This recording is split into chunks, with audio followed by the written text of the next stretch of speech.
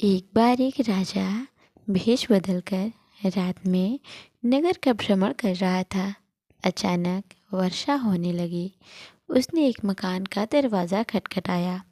अंदर जाकर राजा ने गृहस्वामी से कहा, मैं कई दिनों से भूखा हूँ। भूख के मारे मेरे प्राण निकल रहे हैं। जो कुछ भी हो मुझे तुरंत खाने को दे दो।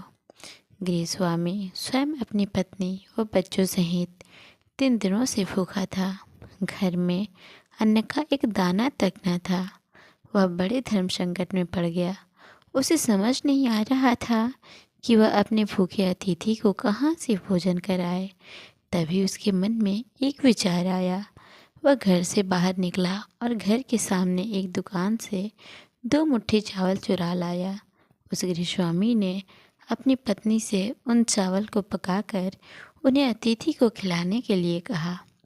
अगले दिन दुकानदार ने राजा से पड़ोसी की शिकायत की और कहा कि उसने दुकान से चावल चुराए हैं। राजा ने तत्काल उस व्यक्ति को बुलवाया और चावलों की चोरी के बारे में पूछा। उस व्यक्ति ने अपना अपराध स्वीकारते हुए बीती रात की पूरी घटना सुना दी। हाथ जोड़कर कहा, महाराज, मेरा स्वयं का परिवार 3 दिन से भूखा था। मैंने अपने लिए चोरी नहीं की और ना ही कभी करता, चाहे प्राण निकल जाए। परंतु आधी रात में घर पर आए अतिथि को भूखा नहीं देख सकता था। राजा यह सुनकर बहुत दुखी हुआ। उसने बताया कि अतिथि वह स्वयं था। फिर उसने उस दुकानदार को बुलवाया और पूछा कि क्या उसने अपनी दुकान से पड़ोसी को रात में चावल चुराते हुए देखा था। दुकानदार के हाँ कहने पर राजा ने कहा, इस घटना के लिए प्रथम दोषी मैं स्वयं हूँ। दूसरा दोषी दुकानदार है, जिसने रात में पड़ोसी को चावल चुराते देख लिया, परंतु 3 दिन तक पड़ोसी को परिवार सहित भूखा रहते नहीं देखा। इसने अपना पड़ोस धर्म नहीं निभाया। राजा ने उस दुकानदार को जाने के लिए कहा और उस गृहस्वामी के अतिथि निष्ठा भाव से प्रसन्न होकर 1000 सोने की अशर्फिया भी उसने इनाम में दी।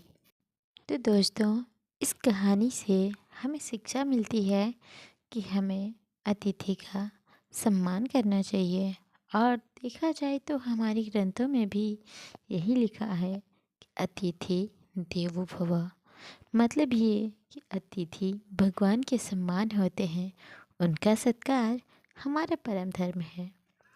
तो दोस्तों, आपको ये कहानी कैसी लगी हमें कमेंट करके ज़रूर बताएं। और मिलती हूँ आप सबसे ऐसे ही किसी दूसरी कहानी में। तब तक के लिए नमस्कार, प्रणाम। अपना ख्याल रखें, अपनों का ख्याल रखें। Bye bye.